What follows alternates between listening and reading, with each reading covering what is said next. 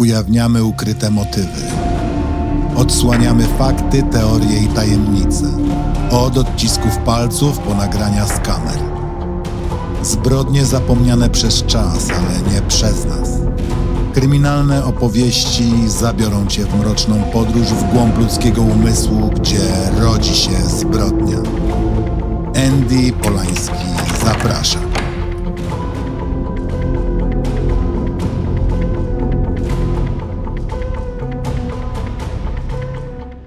Ostrzeżenie. Ten materiał zawiera opis prawdziwych wydarzeń kryminalnych. Został przygotowany w celu dokumentowania i analizy ludzkich zachowań oraz ukazania skali popełnionych zbrodni. Opisy drastycznych zdarzeń przedstawiono wyłącznie w kontekście faktów, bez zamierzonego epatowania przemocą i bez treści sensacyjnych. Celem jest zrozumienie, a nie szokowanie. Wszystkie informacje oparte są na publicznie dostępnych źródłach, a sposób ich prezentacji ma charakter edukacyjny i dokumentalny. Materiał przeznaczony jest dla odpowiedzialnych odbiorców. Jeżeli jesteś osobą szczególnie wrażliwą na temat przemocy lub ludzkiego cierpienia, rozważ, czy chcesz wysłuchać tego odcinka. Jeśli doświadczasz przemocy, poczucia zagrożenia lub innego rodzaju trudności, proszę zwróć się o pomoc do odpowiednich instytucji lub służb w miejscu swojego zamieszkania.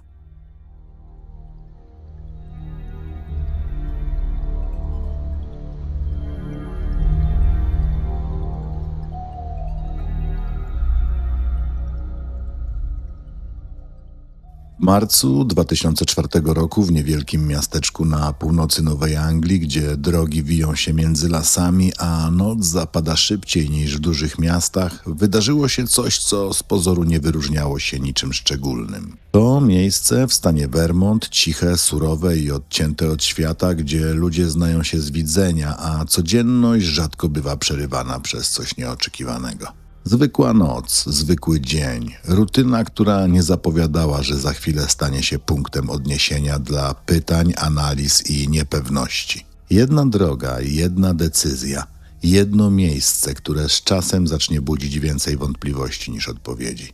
Dla rodziny ta chwila nigdy się nie skończy.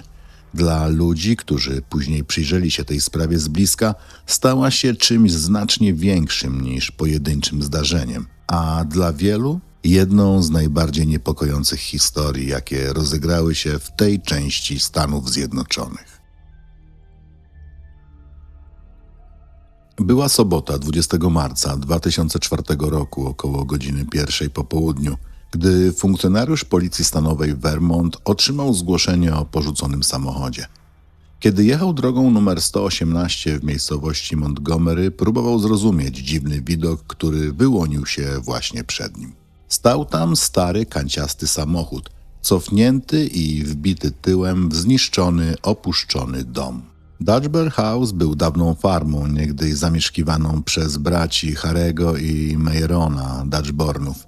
Dom stał pusty od lat 90. po brutalnym napadzie, w wyniku którego obaj bracia zostali ciężko ranni. Zanim budynek został zabity deskami, bracia wielokrotnie byli świadkami podobnych zdarzeń. Droga w tym miejscu ostro skręca, a kierowcy jadący zbyt szybko często wypadali z zakrętu i lądowali na ich posesji. Samochody grzęzły w śniegu lub błocie, a kierowcy pukali do drzwi Dutchbornów, prosząc o pomoc. Bracia wstawali, uruchamiali traktor i wyciągali auta z rowu, czy to te, które wpadły w poślizg zimą, czy prowadzone przez niedoświadczonego kierowcę, czy też przez kogoś pod wpływem alkoholu.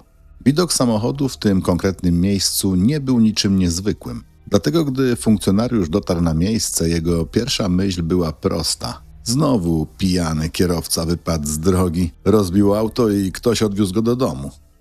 Jednak samochód musiał uderzyć w budynek z dużą siłą, skoro znalazł się w takiej pozycji. Uderzenie było na tyle mocne, że oderwało płytę sklejki, którą zabezpieczono jedno z okien. Spadła ona wprost na bagażnik auta. Przednie koła były mocno skręcone w lewo, w stronę kierowcy. Światła w samochodzie były zgaszone, drzwi zamknięte, ale nie zamknięte na klucz. Funkcjonariusz zauważył na ziemi wokół auta kilka drobiazgów, rozsypaną drobną gotówkę oraz naszyjnik. Zajrzał do środka pojazdu, ale kluczyków nigdzie nie było. Znalazł natomiast 2 paski wypłat z restauracji Black Lantern Inn. Na obu widniało to samo nazwisko – Briana Maitland. W tym momencie policjant podjął decyzję, sprawdził numer rejestracyjny pojazdu. Samochód był zarejestrowany na Kaylee Mayland. Zamiast jednak skontaktować się z właścicielką auta, postanowił dotrzeć do miejsca wskazanego na paskach wypłat, czyli do restauracji, w której pracowała osoba o tym nazwisku. Wezwał lawetę i ruszył w stronę Black Lantern Inn. Gdy dotarł na miejsce, lokal był już zamknięty. Sprawa samochodu i jego kierowcy została więc odłożona na później. Gdy funkcjonariusz kończył służbę, nikt jeszcze nie wiedział, że stary, kanciasty samochód wbity opuszczony budynek stanie się jednym z najbardziej rozpoznawalnych obrazów w historii tej sprawy. Minęło kilka dni, zanim ktokolwiek połączył ten pojazd z losem 17-letniej Brianny Maitland. Brianna Maitland dorastała wraz z rodzicami Bruce'em i Kaylee oraz młodszym bratem Waynonem. Ich dom znajdował się tak daleko na północ stanu Vermont, że mieli bardzo blisko do granicy amerykańsko-kanadyjskiej. Korzystali z energii słonecznej i wody, a dom ogrzewali piecem opalanym drewnem.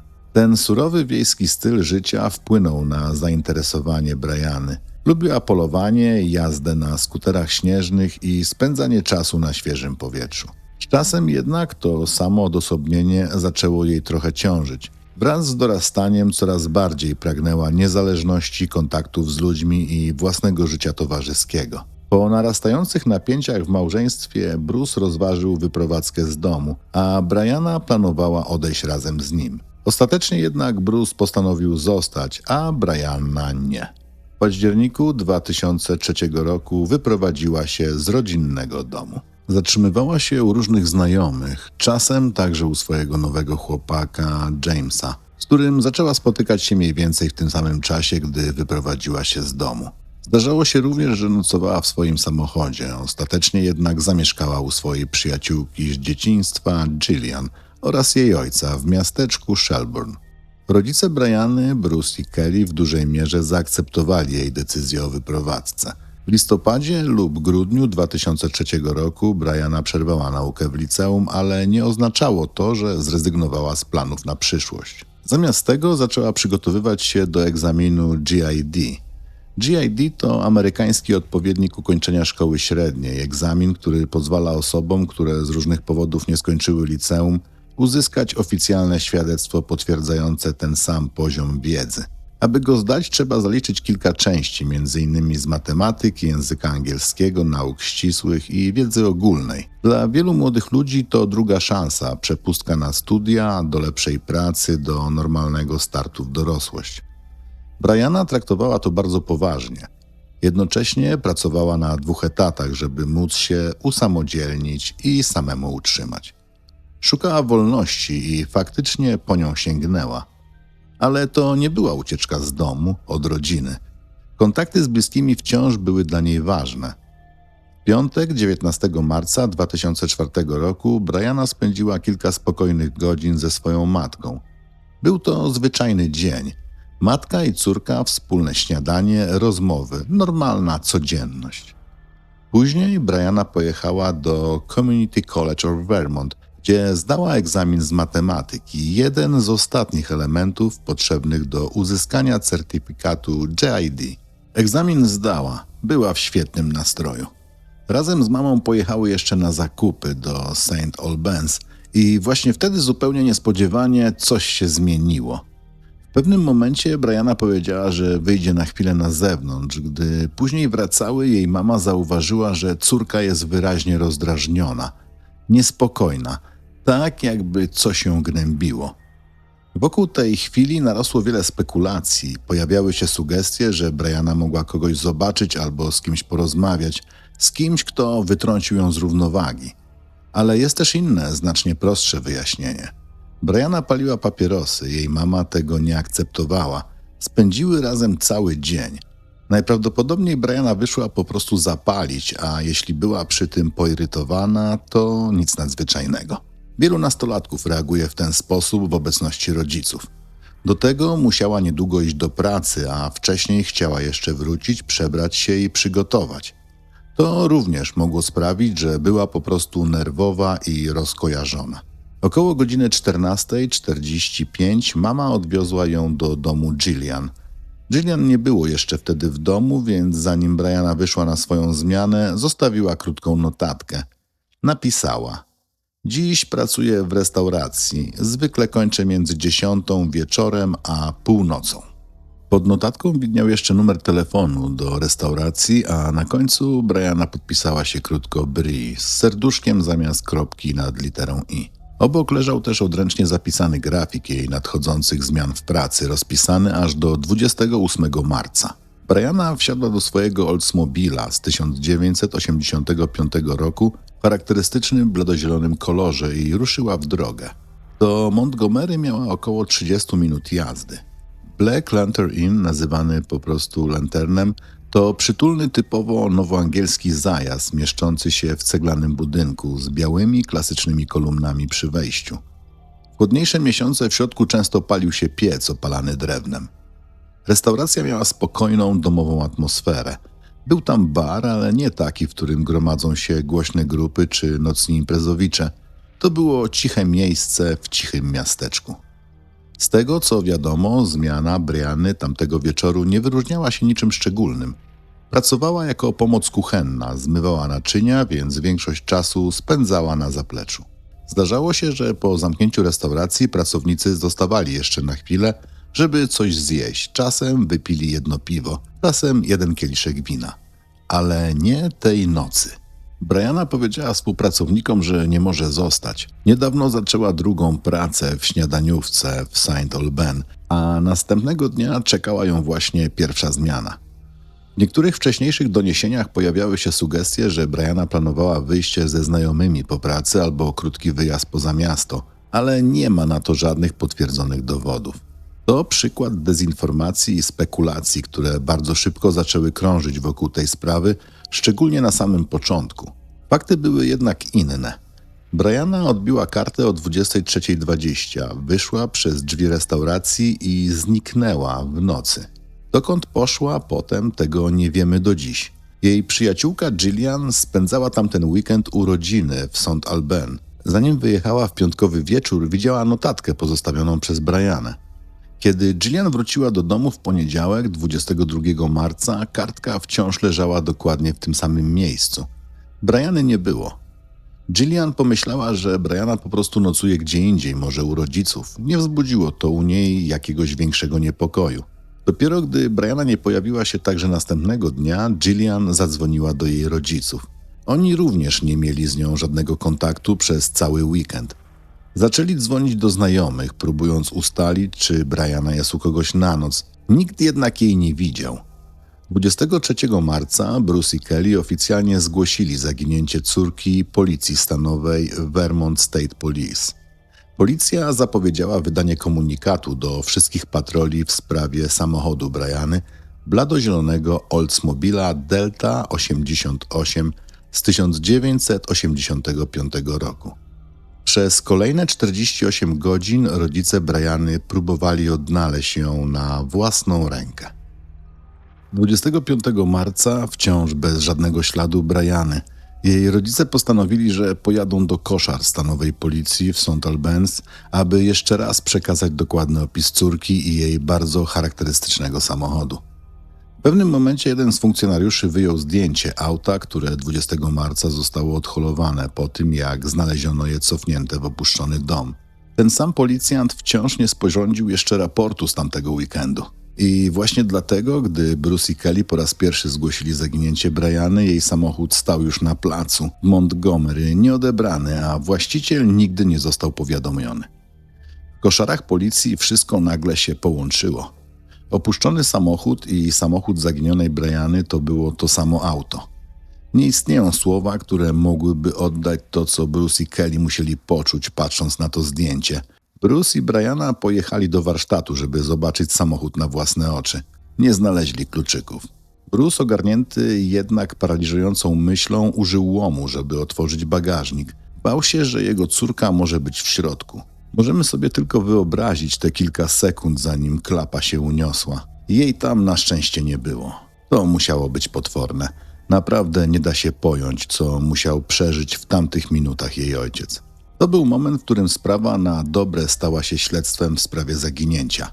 Minęło ponad 5 dni od ostatniego potwierdzonego momentu, kiedy widziano Briannę Maitland, do chwili, gdy ktoś zorientował się, że jej samochód został cofnięty w dom i porzucony przy drodze.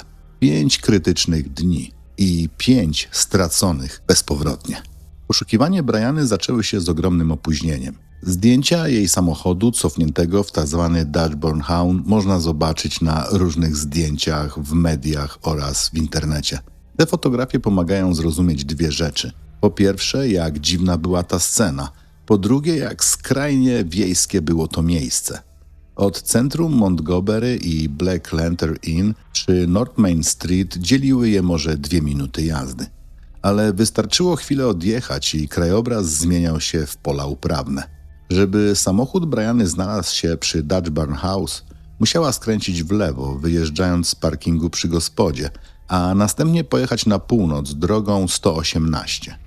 Dom znajdował się po lewej stronie drogi, na tyle blisko, że każdy przejeżdżający kierowca mógł zobaczyć duże, zielone auto stojące przy fundamentach. I jak później ustaliła policja z Vermont oraz prywatni śledczy, kilku kierowców rzeczywiście je widziało.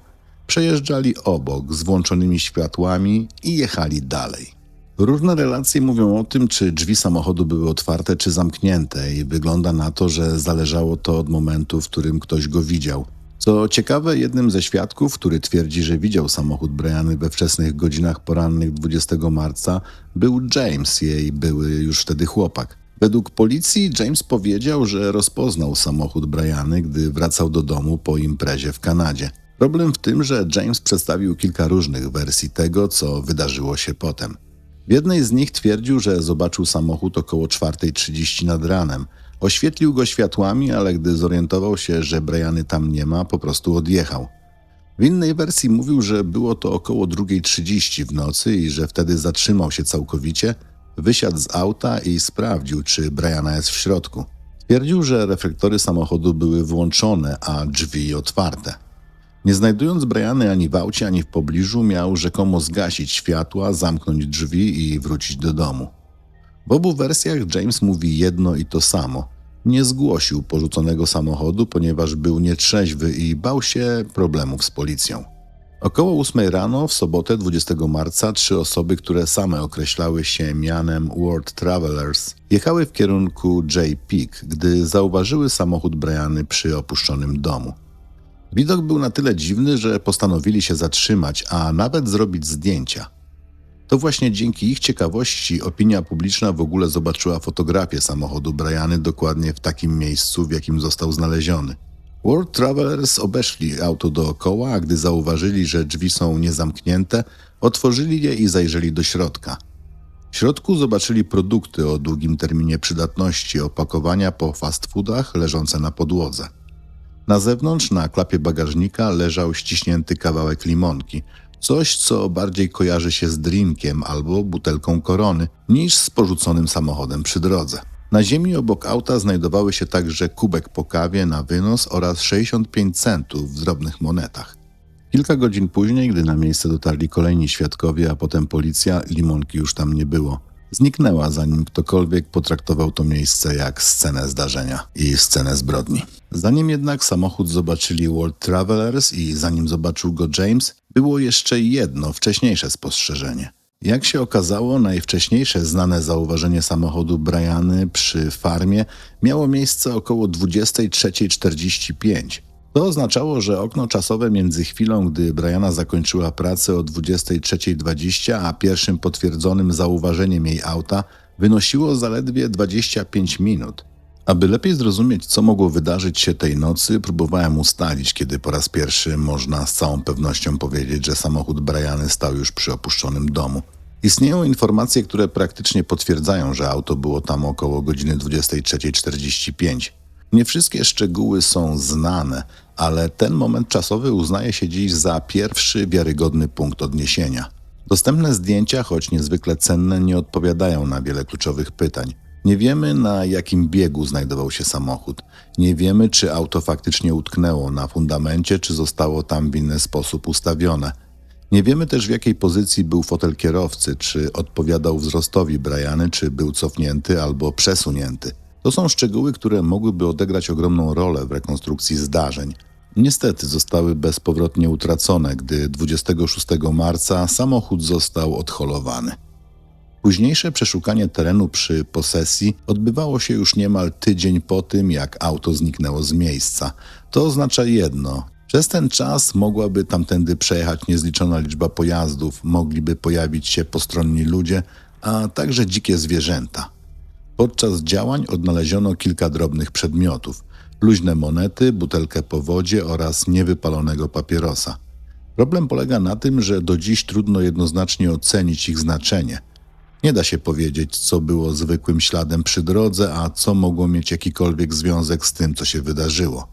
Wspomniano również o pewnym przedmiocie, którego szczegółów nigdy nie ujawniono.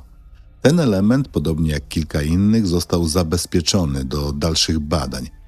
W tym samym czasie rodzina Briany nie czekała bezczynnie. Rozpoczęło się poszukiwanie na własną rękę, pełne niepokoju, napięcia i coraz trudniejszych pytań. W liście, który rodzice wysłali do gubernatora, napisali: jako rodzice otrzymujemy wiele informacji, które przekazujemy policji. Czy są sprawdzane? Trudno powiedzieć.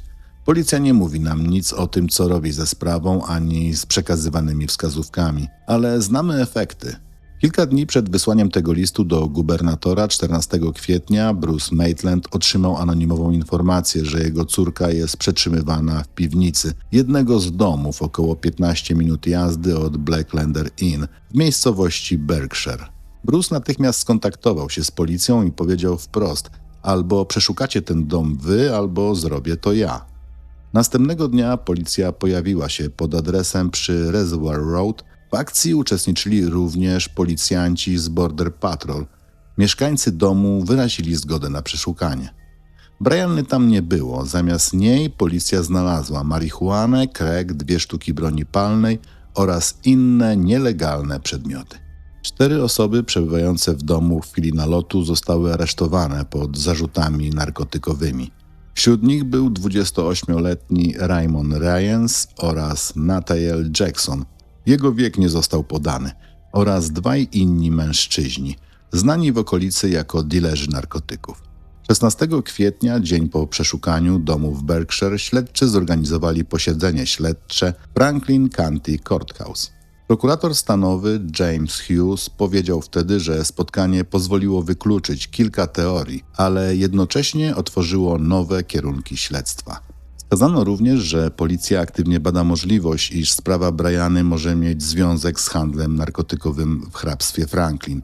Według ustaleń opublikowanych w gazecie County Courier, wszystkie 4 osoby zatrzymane w domu przy Reservoir Road twierdziły, że znały Brianę Maitland, ale nie wiedziały, co się z nią stało. Po aresztowaniu i przesłuchaniu Raymond opuścił miasto. Wiadomo było, że przebywa w Burlington razem z 25-letnią Lindią Ray Collins, znaną wśród znajomych jako Gia.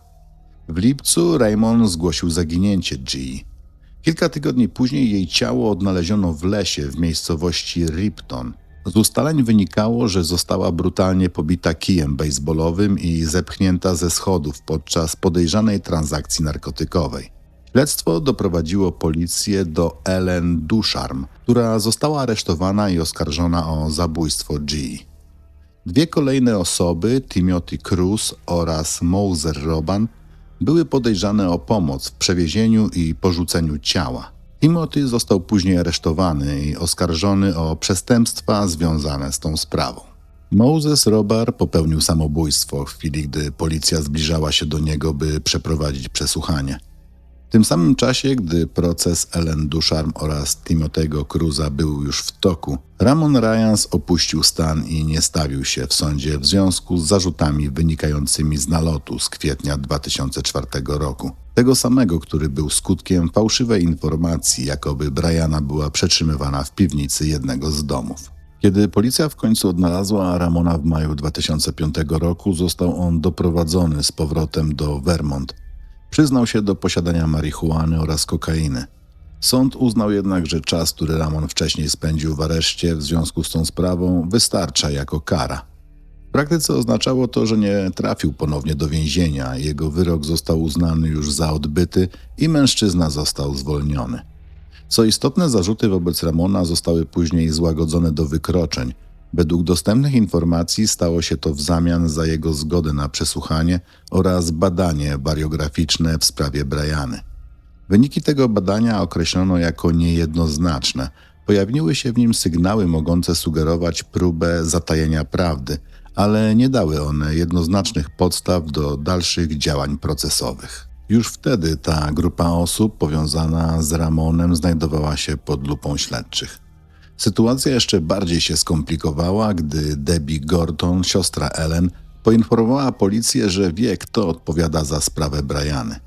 Debbie rzuciła tę informację niemal jak ostatnią deskę ratunkową w chwili, gdy policja aresztowała jej syna w związku z zupełnie innymi zarzutami w marcu 2006 roku. Powiedziała wtedy, że jeśli jej syn zostanie zatrzymany, ona nie będzie zeznawać przeciwko swojej siostrze w procesie, który był zaplanowany w późniejszym okresie tego samego roku. I właśnie wtedy wspomniała, że posiada również informacje dotyczące Briany. Podczas nagranego przesłuchania Debbie powiedziała policjantowi, że Ramon, a także Timothy i Moses, ci sami mężczyźni, którzy byli później łączeni z pozbyciem się ciała Lidii Ray Collins, mieli zabić Brianę i pozbyć się jej ciała w sposób, który miał uniemożliwić jego odnalezienie. Twierdziła również, że jej siostra Ellen była obecna, gdy Briana została zabita i że to właśnie Ellen przekazała jej wszystkie te informacje. Szczegóły tej historii, rzekomo przekazanych przez Ellen, nie ma sensu tu przytaczać. Były bardzo makabryczne i, co najważniejsze, całkowicie nieprawdziwe. Nie istniały żadne dowody, które potwierdzałyby wersję Debbie.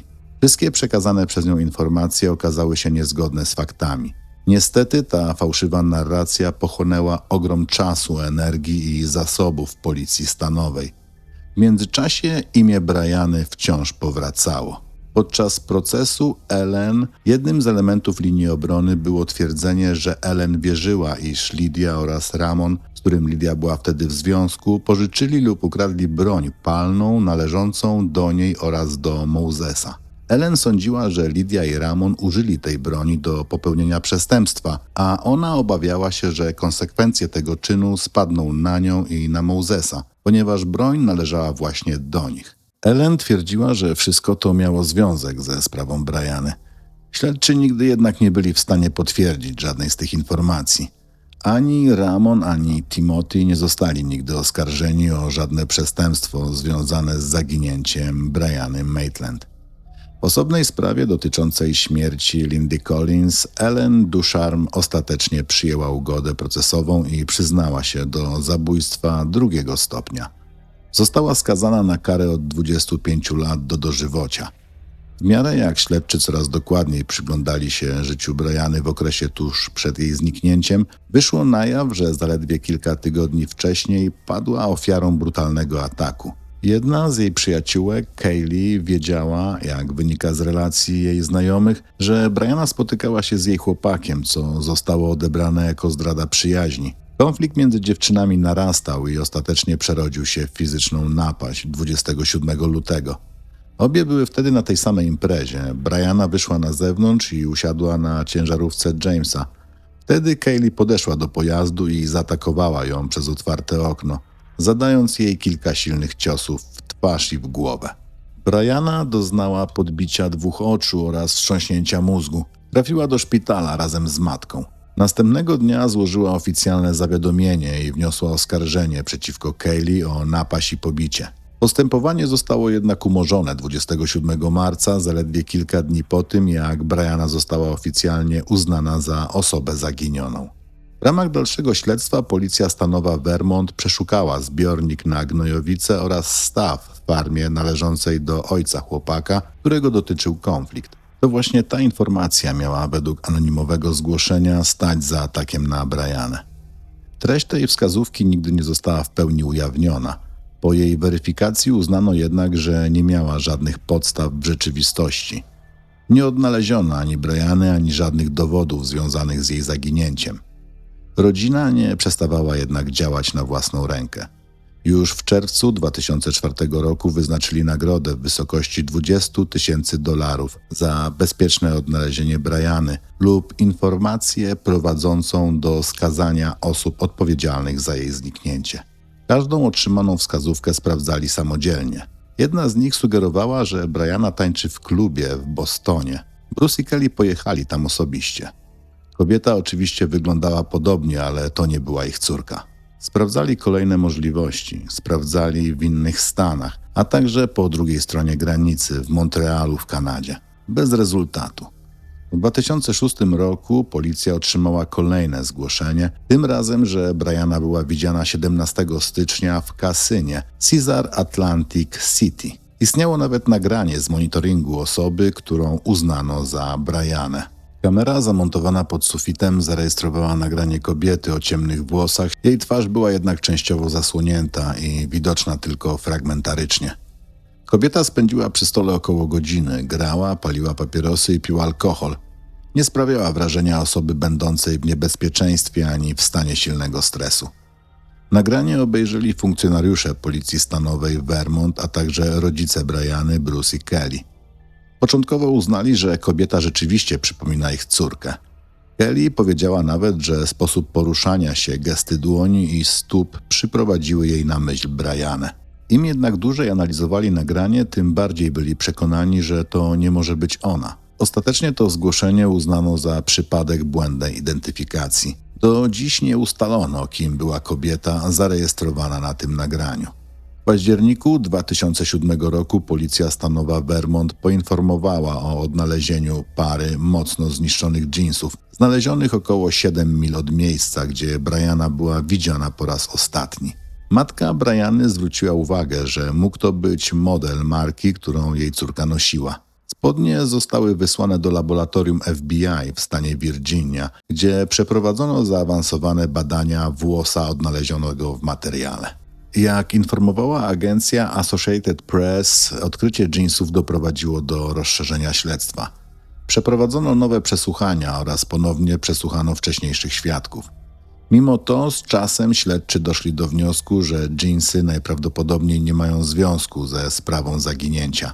Na przestrzeni lat policja prowadziła kolejne poszukiwania w różnych miejscach uznanych za istotne. Wielokrotnie wracano w okolice domu Dushbornów, przeszukiwano teren w Montgomery oraz w Berkshire. Do działań włączono psy tropiące wyszkolone do odnajdywania ludzkich szczątków.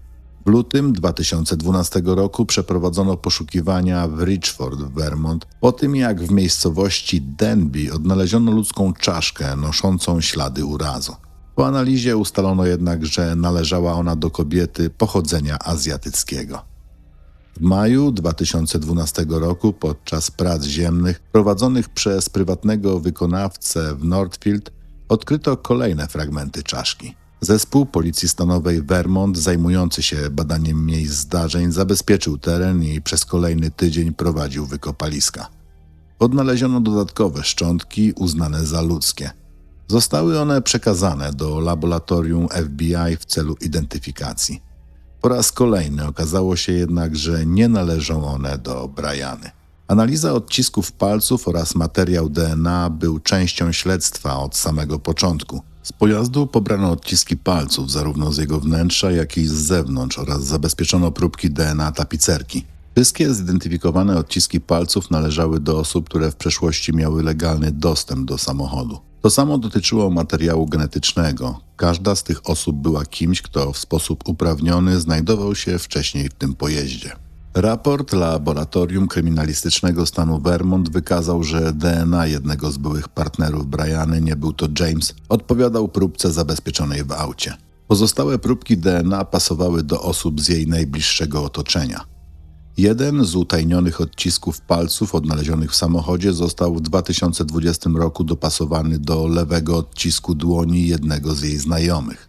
W 2020 roku jednostka do spraw najpoważniejszych przestępstw Policji Stanowej Vermont ogłosiła, że rozpoczyna współpracę z firmą Otram w celu przeprowadzenia nowych badań genetycznych. Otram to prywatne laboratorium z siedzibą w Teksasie, specjalizujące się w nowoczesnym sekcjonowaniu DNA i genealogii genetycznej stosowanej w sprawach kryminalnych. Próbka DNA pobrana z jednego z przedmiotów odnalezionych w pobliżu samochodu była wcześniej analizowana w bazie CODIS, jednak nie przyniosło to żadnego dopasowania. Dlatego materiał trafił do OTRAM, gdzie zastosowano zaawansowane techniki sekwencjonowania i badania genealogicznego, by spróbować ustalić tożsamość dawcy. Trzeba tutaj dodać, że badany przedmiot nie był ani niedopalonym papierosem, ani drobnymi monetami, ani butelką z wodą znalezioną na miejscu.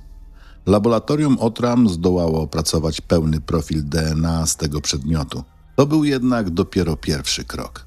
Następnie policja zlokalizowała i przesłuchała osoby, które potencjalnie mogły być dawcami tego profilu DNA.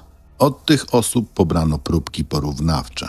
Według oficjalnej informacji OTRAM badania potwierdziły zgodność DNA jednego z tych mężczyzn z materiałem znalezionym przy samochodzie Briany. To jednak nie oznaczało rozwiązania sprawy. Mężczyzna został przesłuchany i przedstawił bardzo mocne, weryfikowalne alibi. W noc zdarzeń przebywał poza stanem Vermont w miejscowości oddalonej o setki kilometrów od Montgomery. Ustalono, że osoba, do której należało to DNA, nie miała związku ze sprawą i nie jest uznawana za uczestnika zaginięcia Briany. I tak pytanie pozostaje bez odpowiedzi. Kto był w to zamieszany? Na przestrzeni lat w tej sprawie było kilka osób, którym przyglądano się bardzo uważnie. Na ten moment jednak, przynajmniej z dostępnych informacji, nie ma jednej osoby, która byłaby dziś w centrum śledztwa. To nie znaczy, że nie istnieją hipotezy, ale żadna z nich nie ma dziś wystarczającego oparcia w dowodach, by postawić kogoś w świetle jednoznacznych podejrzeń. Przez lata bardzo dużo uwagi poświęcono teorii, według której w zaginięcie Briany mogły być zamieszane osoby powiązane z handlem narkotykami w hrabstwie Franklin. Z dostępnych materiałów wynika, że w życiu Briany mogły pojawiać się epizody okazjonalnego kontaktu z narkotykami. Jednak nie ma żadnych dowodów na to, by jej zaginięcie było w jakikolwiek sposób bezpośrednio z tym związane. Większość spekulacji w tym kierunku narosła na bardzo wczesnym etapie śledztwa po informacji, jakoby Briana była przetrzymywana w piwnicy w jednym z domów. Źródłem tej teorii była relacja z drugiej ręki przekazana policji przez siostrę Ellen Ducharme. Od tego momentu plotki zaczęły narastać lawinowo, mimo że ta wersja wydarzeń okazała się całkowicie nieprawdziwa. Trzeba uczciwie powiedzieć, że śledczy badali więcej niż jeden wątek narkotykowy. Pojawiały się również informacje dotyczące mężczyzny o nazwisku Jorge Soto, znanego pod pseudonimem Joker. Według niektórych doniesień miał on przechwalać się swoim udziałem w zaginięciu Briany. Do dziś jednak nie udało się potwierdzić żadnych wiarygodnych powiązań między nim a tą sprawą. Warto też wrócić do postaci byłego chłopaka Briany, Jamesa. To on twierdził, że widział jej samochód przy domu, jednak jego relacja na temat tego zdarzenia zmieniała się co najmniej jeden raz. W jednej z wersji przyznał, że faktycznie był przy aucie, dotykał go, zamykał drzwi i wyłączał światła.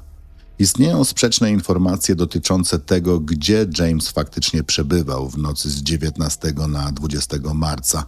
Czy rzeczywiście był w Kanadzie, jak twierdził, czy jednak bliżej miejsca zdarzeń.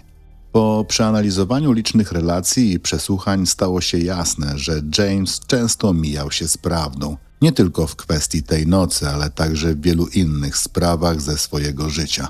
Jednocześnie należy podkreślić, zmieniające się zeznania nie są równoznaczne z winą. James nigdy nie został oskarżony ani formalnie powiązany z zaginięciem Briany. James zmarł w 2019 roku. A co z Kelly, przyjaciółką Briany, która kilka tygodni przed jej zniknięciem miała dopuścić się napaści na nią podczas jednej z imprez? Choć do ataku faktycznie doszło i Kelly sama o nim mówiła, nigdy nie została skazana, ponieważ zarzuty zostały ostatecznie wycofane. Mimo to przez lata stała się obiektem intensywnych podejrzeń. Z dostępnych materiałów jasno jednak wynika, że nie ma żadnych dowodów, które wskazywałyby na jej udział w tym, co stało się z Brianą. Kelly była wielokrotnie przesłuchiwana, zarówno przez policję, jak i w ramach innych czynności wyjaśniających i nic nie wskazuje na to, by coś ukrywała. W chwili zdarzeń nie miała nawet samochodu, a mimo to pojawiały się teorie, jakoby miała zorganizować czyjeś działanie przeciwko Brianie. Trudno traktować takie sugestie poważnie. Nie istnieją żadne fakty, które łączyłyby Kelly z zaginięciem Briany. 9 lutego 2004 roku, nieco ponad miesiąc przed wydarzeniami w Montgomery, 21-letnia Maura Murray zniknęła przy drodze w miejscowości Woodsville w Haverhill, New Hampshire. Haverhill znajduje się około 160 km od Montgomery. Media i komentatorzy internetowi przez lata wskazywali na podobieństwa między obiema sprawami. Wiejskie, słabo zaludnione tereny, zbliżony wiek obu kobiet, porzucone samochody odnalezione przy drodze. Na pierwszy rzut oka te analogie rzeczywiście istnieją, jednak organy ścigania w Vermont i New Hampshire, a także FBI przeanalizowały oba przypadki i nie znalazły żadnych dowodów na ich powiązanie. Zawsze pojawia się zastrzeżenie, że dopóki żadna z tych spraw nie zostanie ostatecznie rozwiązana, nie można wykluczyć absolutnie wszystkiego, ale na dziś brak jest jakichkolwiek podstaw, by łączyć te dwa zaginięcia. Wśród wielu hipotez dotyczących tej sprawy jedna wydaje się najbardziej spójna z tym, co faktycznie wiemy. Zakłada ona, że Brianna zatrzymała się w pobliżu domu Dutch Barn, aby spotkać się z kimś i to właśnie tam doszło do ataku oraz uprowadzenia. Na zdjęciach odnalezionego samochodu widać, że koła są skręcone maksymalnie w lewo, w stronę kierowcy. Może to sugerować gwałtowny manewr cofania, być może próbę ucieczki przed kimś znajdującym się w pobliżu. Samochód jednak utknął na fundamencie budynku i nie mógł się już wydostać. Jednym z detali, który od lat powraca w tej sprawie, jest naszyjnik zauważony na ziemi obok pojazdu. Funkcjonariusz, który jako pierwszy pojawił się na miejscu, wspomniał, że widział przedmiot przypominający biżuterię. Problem polegał na tym, że w tamtym momencie nie traktowano tej sytuacji jako sprawy zaginięcia. Samochód uznano za porzucony po kolizji, a miejsce zdarzenia nie zostało zabezpieczone jak potencjalna scena przestępstwa. Naszyjnik nie został sfotografowany, nie trafił do depozytu dowodowego i nie został formalnie zabezpieczony. W efekcie nigdy nie stał się oficjalnym dowodem rzeczowym i nie mógł zostać okazany rodzinie do identyfikacji. Dziś nie da się ustalić, czy należał do Brianny, czy był przypadkowym przedmiotem pozostawionym wcześniej przez kogoś innego. To jedna z wielu informacji, które przepadły bezpowrotnie w pierwszych dniach po odnalezieniu samochodu. Podobnie niejednoznaczna pozostaje kwestia drzwi pojazdu. Relacje świadków różnią się w zależności od momentu, w którym widzieli auto. Część osób twierdziła, że w pewnym momencie oboje drzwi były otwarte, inni zapamiętali je jako zamknięte. Brak zabezpieczenia miejsca sprawił, że dziś nie sposób ustalić, jak dokładnie wyglądała sytuacja w chwili, gdy samochód został tam pozostawiony. Jeśli drzwi faktycznie były otwarte, możliwe są różne scenariusze. Że Brianna próbowała uciec, przesuwając się na stronę pasażera, albo że została wyciągnięta z auta właśnie tą drogą. Trzeba jednak jasno powiedzieć, to wciąż hipotezy. Próby połączenia pojedynczych szczegółów w logiczną całość, która pozostaje nieuchwytna. Wciąż pozostaje wiele pytań bez odpowiedzi. Dlaczego Brianna w ogóle się tam zatrzymała? Czy ktoś zmusił ją do zjazdu z drogi? Czy próbowała uciec i w panice wrzuciła wsteczny bieg? A może to w ogóle nie ona prowadziła samochód w tym momencie? Nie zapominajmy też, że był to duży, ciężki samochód, a Brianna miała niewielkie doświadczenie za kierownicą. Miała zaledwie 17 lat. Wiele teorii opiera się na założeniu, że Brianna sama wyjechała z restauracji i bez żadnych przystanków dotarła do miejsca, gdzie odnaleziono samochód. Tyle, że nawet tego nie da się dziś potwierdzić. Nie wiemy, czy coś wydarzyło się po drodze, ani czy samochód nie został tam porzucony przez kogoś innego. Jedno jest pewne. Sprawa Brianny Maitland pozostaje aktywna. Jej rodzina od samego początku domagała się pełnego wyjaśnienia okoliczności zaginięcia, zwłaszcza że pierwsze dni śledztwa przyniosły ogromne rozczarowanie. Najczęściej wskazywanym problemem jest sposób potraktowania odnalezionego samochodu.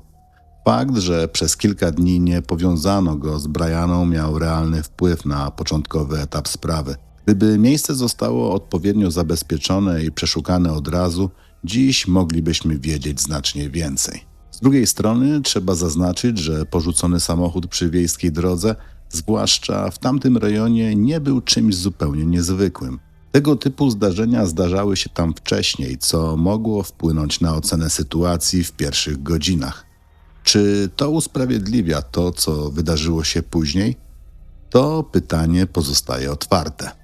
Dopiero z perspektywy tego, co wiemy dziś, działania albo ich brak można uznać za błąd.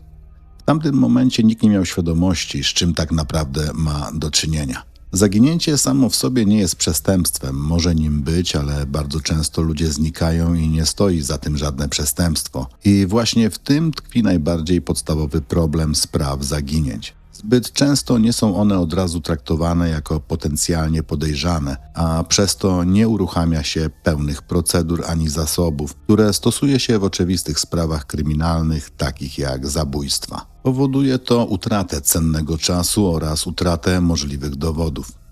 Z dzisiejszej perspektywy widać, że popełniono pewne błędy i warto to powiedzieć nie po to, by kogoś oskarżać, lecz dlatego, że właśnie w wyniku tej sprawy procedury w Vermont zostały zmienione, aby podobne sytuacje nie powtórzyły się w przyszłości.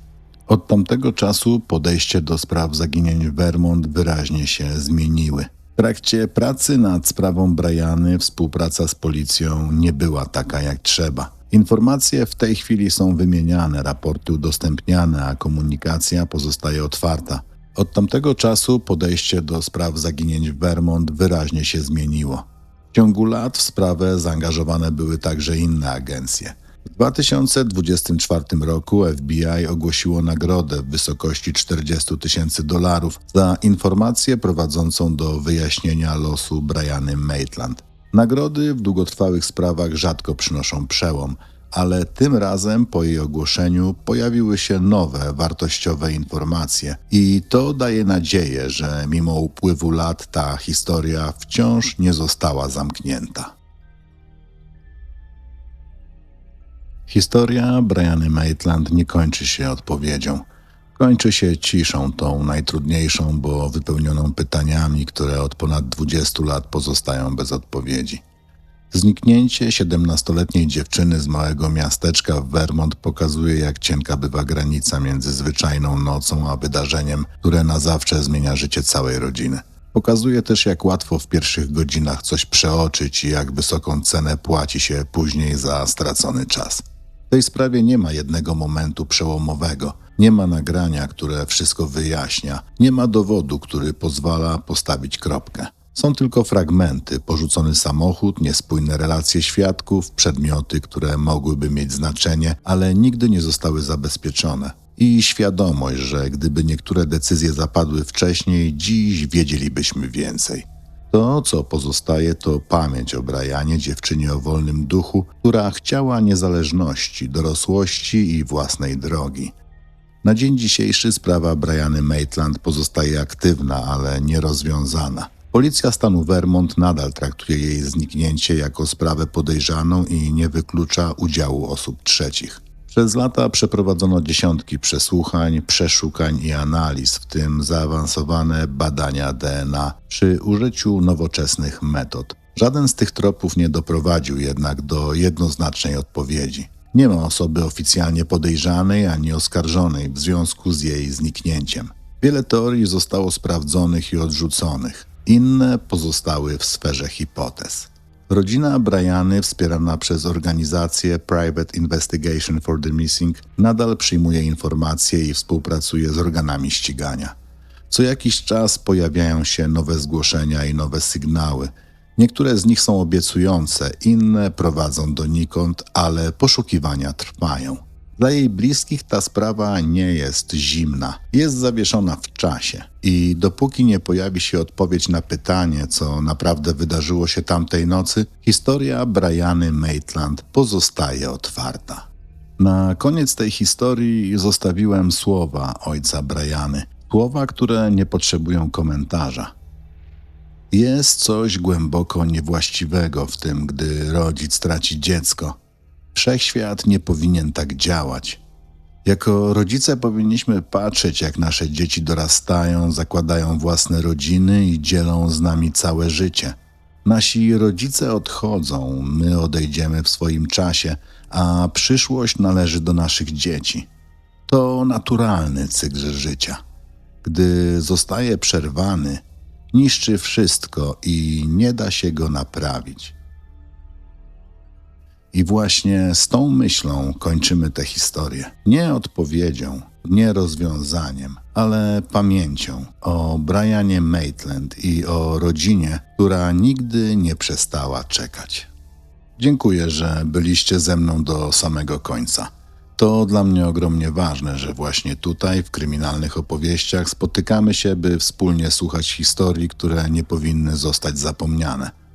Witam Was wszystkich w nowym roku. Roku, który mam nadzieję ponownie zabierze nas w długą, refleksyjną podróż przez prawdziwe sprawy kryminalne.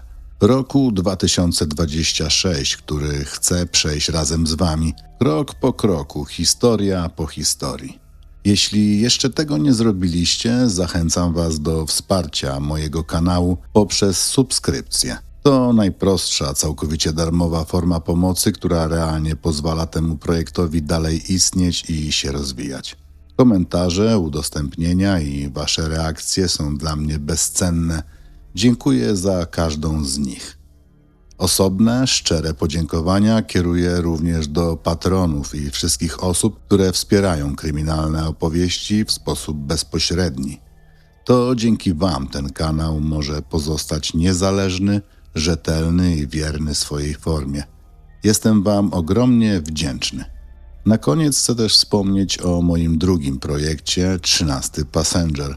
To osobna przestrzeń, która ma swoją własną, mroczną podróż. Jeśli chcecie tam być od samego początku, zapraszam do subskrypcji i wsparcia również tego kanału. Dziękuję, że jesteście. Do usłyszenia w kolejnych odcinkach. Dobrego, spokojnego roku i do zobaczenia po drugiej stronie historii.